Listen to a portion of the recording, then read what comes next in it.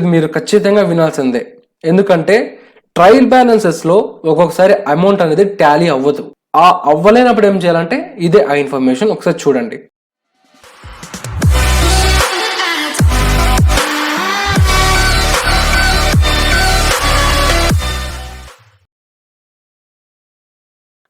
అందరికీ hi friends, this is Manohar. Welcome back to our channel.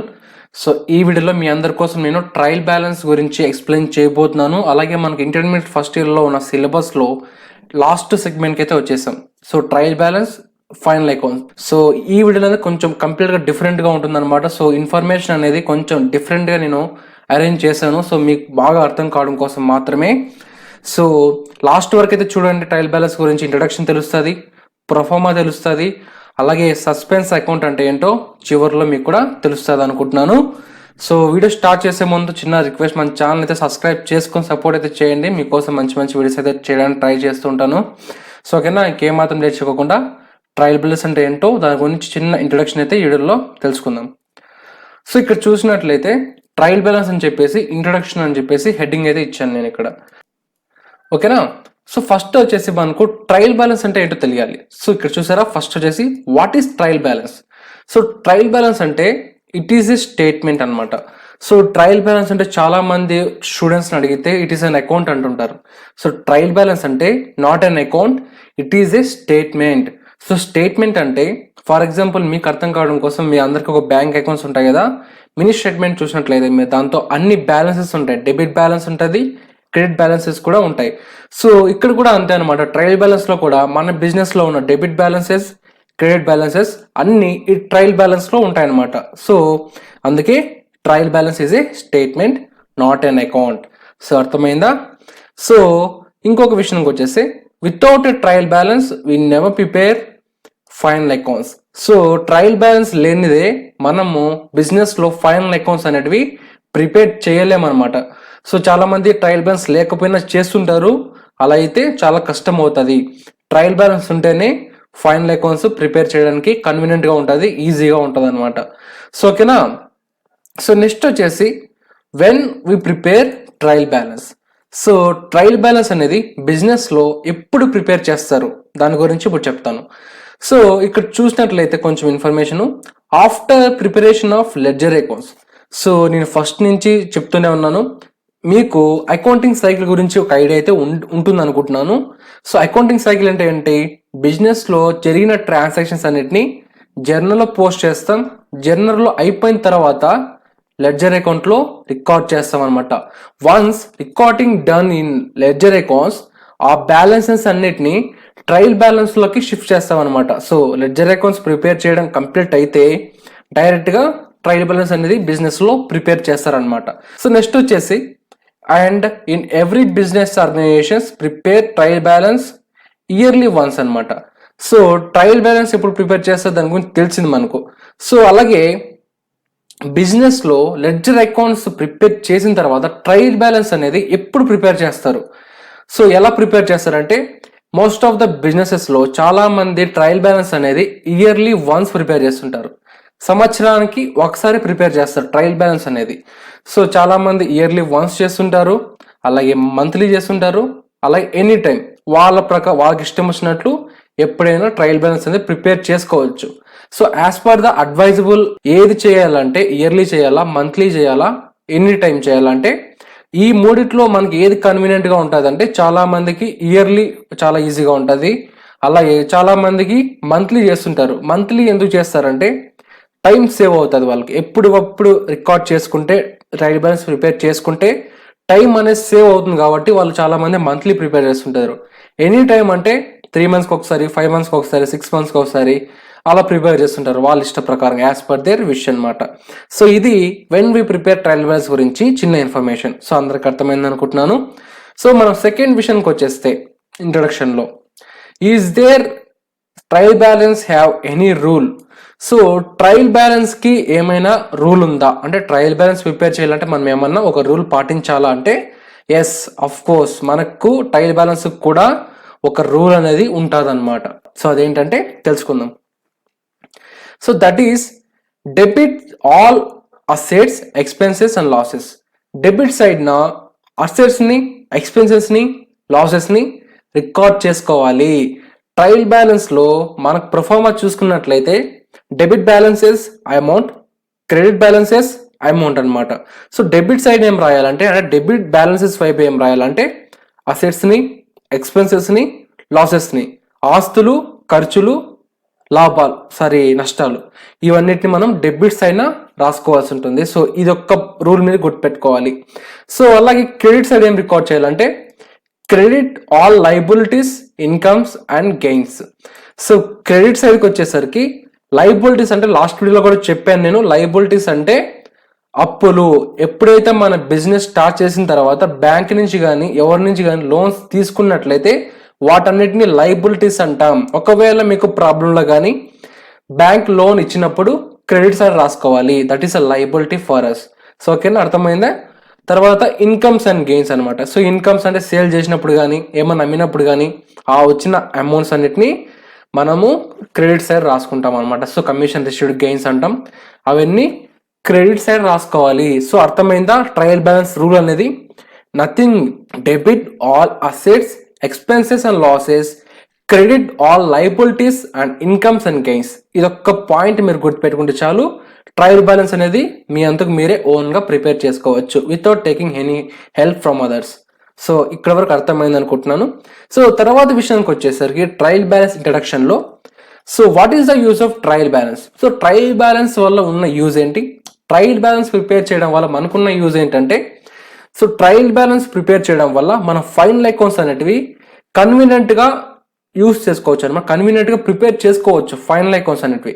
బిజినెస్లో last step వచ్చేసి final accounts. అప్పుడే మన బిజినెస్ ప్రాఫిట్లో ఉందా లాస్లో ఉందా తెలుస్తుంది అనమాట. So useful for financial statements. Financial statement is nothing but final accounts. So ఓకేనా, ఇది మనకు ట్రయల్ బ్యాలెన్స్ వల్ల ఉన్న యూజ్ అనమాట. సో నెక్స్ట్ విషయానికి వచ్చేసరికి ట్రయల్ బ్యాలెన్స్ మీరు చేసే ముందు మీకు కొన్ని కీ పాయింట్స్ అనేది గుర్తుండాలి. ఈ కీ పాయింట్స్ మీరు గుర్తుపెట్టుకుంటేనే ట్రయల్ బ్యాలెన్స్ అనేది మీరు ఈజీగా ఎవరి హెల్ప్ తీసుకోకుండా వితౌట్ డౌట్స్ మీరు ట్రయల్ బ్యాలెన్స్ అనేది మీ అంతకు మీరే చేసుకోవచ్చు అనమాట. సో కీ పాయింట్స్ ఏంటో ఇప్పుడు నేను ఎక్స్ప్లెయిన్ చేస్తాను. సో ఇక్కడ కీ పాయింట్స్ సో చెప్పాను నేను. Some key points you never forget while preparing trial balance. So మీరు ట్రయల్ బ్యాలెన్స్ ప్రిపేర్ చేసేటప్పుడు ఈ కీ పాయింట్స్ అనేటివి మర్చిపోకూడదు. ఒకవేళ మీరు ఈ కీ పాయింట్స్లో ఏదో ఒకటి మర్చిపోయినా ట్రయల్ బ్యాలెన్స్ అనేది రాంగ్ ఇంపాక్ట్ ఇస్తుంది, అంటే బ్యాలెన్సెస్ తప్పు చేస్తాయి. ఓకేనా, మనం కొంచెం కాన్సన్ట్రేషన్గా ఈ కీ పాయింట్స్ అంటే ఏంటో తెలుసుకోవడానికి ట్రై చేయండి. సో ఓకేనా, సో కీ పాయింట్స్లో మనం ఫస్ట్ ఏముందో తెలుసుకుందాం. సో ఫస్ట్ వచ్చేసరికి ఇక్కడ draw the perform of trial balance with 2 titles అనమాట. సో 2 టైటిల్స్ అంటే ఏంటి, నేను 2 టైటిల్స్ అంటే ఏంటో నేను చివరిలో చెప్తా. ప్రొఫార్మ్ అనేది ఇప్పుడు మనం పాయింట్స్ తెలుసుకుందాం. ఫస్ట్ మీరు ప్రొఫార్మ్ అనే 2 టైటిల్స్ గా డ్రా చేసుకోవాలి. దాని తర్వాత ఇంకొక పాయింట్ ఏంటంటే trial balance is a statement hence we need not to use words like to or by. So ఇంతవరకు మనం లెడ్జర్లో డెబిట్ సైడ్ ఏమో 2తో స్టార్ట్ అయ్యే వాళ్ళం, క్రెడిట్ సైడ్ ఏమో బైతో స్టార్ట్ అయ్యే వాళ్ళం. ఇప్పుడు ట్రయల్ బ్యాలెన్స్ ప్రిపేర్ చేసేటప్పుడు ఈ అవసరం లేదనమాట. సో ట్రయల్ బ్యాలెన్స్ ఇది ఒక స్టేట్మెంట్ కాబట్టి, ఇది ఒక పీస్ ఆఫ్ పేపర్ కాబట్టి ఆల్ బ్యాలెన్సెస్ ఉంటాయి కాబట్టి మనము టు అనేవాడు బై అనేవాడు యూస్ చేయాల్సిన అవసరం అయితే లేదనమాట. ఇదొక్కటి మీరు గుర్తుపెట్టుకోవాలి. ఒకవేళ పొరపాటున మీరు వేసేసినా ఏం ప్రాబ్లం లేదు, రెక్టిఫై చేసుకోవచ్చు. ఒకవేళ అర్థమైందా 2 పాయింట్స్ అనేటివి. So coming to the third point ఏముందో చూద్దాం. Show all assets and expenses in the debit side. So చెప్పాను నేను రూల్ చెప్పేటప్పుడే, అసెట్స్ని ఎక్స్పెన్సెస్ని డెబిట్ సైడ్నే చూపించాలి, క్రెడిట్ సైడ్ చూపించకూడదు. సో క్రెడిట్ సైడ్ ఏం చూపించాలంటే 4th పాయింట్ అది, show all the assets and incomes in credit side. So credit side వచ్చేసి లైబిలిటీస్ని, ఇన్కమ్స్ని, గెయిన్స్ని చూపించాలి. ఇది ఒక కీ పాయింట్ అనమాట, మీరు మర్చిపోకూడదు. సో 4 పాయింట్స్ మనకు 4 కీ పాయింట్స్ అనేటివి తెలిసాయి. So coming to the 5th key point, ఇది very very important, keep in eye. So ఓకేనా, 5th పాయింట్ ఏందో చూద్దాం. Show reserves and surpluses, reserves funds, provisions in credit side. So credit side వచ్చేసి reserves చూపించాలి, surpluses చూపించాలి, reserves fund చూపించాలి, provisions చూపించాలి. So ఏంటివంటే for example provisions for doubtful debts. So మీకు ఈ డౌట్ఫుల్ డేస్ గురించి, ఈ సర్ప్లసెస్ గురించి, రిజర్వ్స్ ఫండ్ గురించి ఫైనల్ అకౌంట్స్ చేసేటప్పుడు మీకు క్లియర్ కట్గా అర్థమవుతుంది అనమాట. So for example doubtful dates అంటే ఏంటంటే ఫర్ ఎగ్జాంపుల్ మనం ఎవరికైనా గూడ్స్ అనేటివి కానీ ఏమన్నా ఒక బాకీకి ఇచ్చింటాం అనుకో, డబ్బు అనేది ఇచ్చామనుకోండి, సో చెల్లించరు కాబట్టి మనం వీటన్నిటిని క్రెడిట్ సైడే రికార్డ్ చేసుకోవాల్సి ఉంటుంది. సో డౌట్ఫుల్ డేట్స్ అంటే ఏంటంటే రాని బాకీలు. సో తెలుగులో టైపింగ్ అనేది మిస్టేక్ పడింది, అడ్జస్ట్ చేసుకోండి. ప్రొవిజన్ ఫర్ డౌట్ఫుల్ డేట్స్ అంటే రాని బాకీలు. వీటి గురించి నేను క్లియర్ కట్గా ప్రాబ్లమ్ చేసేటప్పుడు ఎక్స్ప్లెయిన్ చేస్తాను, అప్పుడు మీకు బాగా అర్థమవుతుంది. Hope you all understood. So general reserve కానీ, రిజర్వ్స్ ఫండ్స్ కానీ ఇవి అన్నిటినీ క్రెడిట్ సైడ్ రికార్డ్ చేసుకోవాలి. సో ఇక్కడ వరకు అర్థమైంది అనుకుంటున్నాను. So coming to the 6th point ఏముందో ఒకసారి చూద్దాం. సిక్స్త్ పాయింట్ వచ్చేసి show intangible assets in debit side. So assets అని చెప్పుకున్నాం కదా, అసెట్స్ లోనే ఇంటాంజిబుల్ ఉంటాయి, టాంజిబుల్ ఉంటాయి, ఫిక్స్డ్ ఉంటాయి, కరెంట్ అసెట్స్ ఉంటాయి. వీటన్నిటిని మనము డెబిట్ సైడే రికార్డ్ చేసుకోవాలన్నమాట. సో ఇంటాంజిబుల్ అసెట్స్ అంటే ఏంటో చెప్పాను. ఎగ్జాంపుల్ గుడ్ విల్ కానీ, పేటెంట్స్ కానీ. సో గుడ్ విల్ గురించి, పేటెంట్స్ గురించి నేను బేసిక్ అకౌంటింగ్ టర్మ్స్ చెప్పేటప్పుడే చెప్పాను. ఒకసారి ఆ వీడియో చూడండి ఖచ్చితంగా, దాని తర్వాత మీకు ఖచ్చితంగా అర్థమవుతుంది. సో ఓకేనా. సో 7th వచ్చేసి show sales purchase returns in credit side. So మీకు ప్రాబ్లంలో సేల్స్ కానీ, పర్చేస్ రిటర్న్స్ కానీ ఒకవేళ వచ్చినట్లయితే మీరు దీనికి మర్చిపోకోకుండా క్రెడిట్ సైడే రాసుకోవాలన్నమాట. సో ఇవన్నీ గుర్తుపెట్టుకున్న ఒకటే, మీకు ప్రాబ్లం ఒక రూల్ అనేది గుర్తున్నా ఒకటే అనమాట. సో మీకు ఏది ఈజీగా అయితే, ఏది కన్వీనియంట్గా అయితే ఉంటుందో అది మీరు గుర్తుపెట్టుకొని చేసుకుంటే సరిపోతుంది అనమాట. సో ఇవి కొన్ని కీ పాయింట్స్ అన్నమాట, మీరు మర్చిపోకూడదు ట్రయల్ బ్యాలెన్స్ ప్రిపేర్ చేసేటప్పుడు. సో ఓకేనా. సో నెక్స్ట్ వచ్చేసి మనకు వెరీ వెరీ ఇంపార్టెంట్ టాపిక్. ఆ టాపిక్ ఏంటంటే ఇక్కడ మెన్షన్ చేశాను. సో ఇది మీరు ఖచ్చితంగా వినాల్సిందే, ఎందుకంటే ట్రయల్ బ్యాలెన్సెస్లో ఒక్కొక్కసారి అమౌంట్ అనేది టాలీ అవ్వదు. ఆ అవ్వలేనప్పుడు ఏం చేయాలంటే ఇదే ఆ ఇన్ఫర్మేషన్ ఒకసారి చూడండి. Some times the trial balance or does not Tally in such a situations. So కొన్ని సిచ్యువేషన్స్లో ట్రయల్ బ్యాలెన్స్లో ఉన్న బ్యాలెన్స్ 2 sides ఈక్వల్ అవ్వదు. కొన్ని సార్లు మనం కరెక్ట్గా రికార్డ్ చేసుకునే కానీ కొన్నిసార్లు బ్యాలెన్స్ అనేది తప్పు వస్తుంది అనమాట. సో తప్పు వస్తే ఏం చేయాలో ఇప్పుడు చెప్తాను. To avoid delay in preparation of final accounts. So మనకు తేడా వచ్చేది ఫైనల్ అకౌంట్స్లో, ట్రయల్ బ్యాలెన్స్లో వస్తుంది. సో ఫైనల్ అకౌంట్స్ ప్రిపేర్ చేసేటప్పుడు అంటే డిలేని అవాయిడ్ చేయాలంటే ఏం చేయాలో చెప్తాను. So difference in the trial balance is placed to a newly account open known as suspense account. So ఒకవేళ ట్రయల్ బ్యాలెన్స్లో బ్యాలెన్స్ డిఫరెన్స్ వచ్చినప్పుడు మనము ఆ డిఫరెన్స్ అమౌంట్ ఎంతైతే వచ్చిందో ఆ డిఫరెన్స్ అమౌంట్ మనము ఒక అకౌంట్ లాగా చూపిస్తాం అనమాట. ఆ అకౌంటే సస్పెన్స్ అకౌంట్. సస్పెండ్ అకౌంట్ ఏంటంటే మనకు ట్రయల్ బ్యాలెన్స్ లో ఒకవేళ అమౌంట్ టాలీ కాకపోతే, ఎంతైతే అమౌంట్ టాలీ అవ్వలేదో ఆ సైడ్ వచ్చేసి, ఏ సైడ్ అయితే మనం వెయ్యాలో, ఏ సైడ్ అయితే తక్కువ వచ్చిందో ఆ సైడ్ వచ్చేసి సస్పెన్స్ అకౌంట్ అని చెప్పేసి ఎంతైతే అమౌంట్ టాలీ అవ్వలేదో ఆ అమౌంట్ వేసుకుంటాం. ఇది సస్పెన్స్ అకౌంట్ అనమాట. ఎప్పుడు రికార్డ్ చేయాలి? ఇది బ్యాలెన్స్ టాలీ కాలేనప్పుడు, ఓకేనా. మిగతా అప్పుడు అవసరం లేదు. టాలీ కాలేనప్పుడే సస్పెన్స్ అకౌంట్ అని చెప్పేసి రికార్డ్ చేసుకోవాల్సి ఉంటుంది. So hope you all understood. So in the trial balance if any side is not equalled to another side put in to suspense account. So అదే టాలీ ఏ సైడ్ అయితే Tally అవ్వలేదో ఆ side మీరు suspense account అని చెప్పేసి ఎంతైతే amount వేయాలో ఆ amount వేసుకొని టాలీ చేసుకోవచ్చు అనమాట. ఇది అడ్వాంటేజ్ అనమాట సస్పెన్స్ అకౌంట్ గురించి. ఇవన్నీ మీకు ట్రయల్ బ్యాలెన్స్ లో ఇన్వాల్వ్ అవుతాయి కాబట్టి నేను ఎక్స్ప్లెయిన్ చేస్తున్నాను. సో ఓకేనా, ఇది ట్రయల్ బ్యాలెన్స్ గురించి ఇంట్రొడక్షన్. సో ట్రయల్ బ్యాలెన్స్ చేసే ముందు మనకి ఇవన్నీ గుర్తుండాలన్నమాట. సో ఇప్పుడు మన ట్రయల్ బ్యాలెన్స్ ఏంటంటే తెలిసింది, అలాగే ఎప్పుడు ప్రిపేర్ చేస్తామో తెలిసింది, రూల్ కూడా తెలిసింది, అలాగే ట్రయల్ బ్యాలెన్స్ ఒక యూజ్ కూడా తెలిసింది, అలాగే మనం చేసేటప్పుడు ఏమేమి పాయింట్స్ గుర్తుపెట్టుకోవాలో వాటి గురించి తెలిసింది. సస్పెన్స్ అకౌంట్ అంటే కూడా మీ అందరికీ తెలిసింది అనుకుంటున్నాను ఇప్పటిదాకా. సో ఇప్పుడు మీకు ట్రయల్ బ్యాలెన్స్ యొక్క ప్రొఫార్మా ఎలా ఉంటుంది? సో ట్రయల్ బ్యాలెన్స్ ప్రొఫార్మా అనేది చాలా మంది 2 types గా రాసుకుంటారు. ఆ 2 types లో మనకి ఏది ఇంపార్టెంట్ అంటే మీకు ఎక్స్ప్లెయిన్ చేసి చూపిస్తా. సో ఒకసారి చూడండి.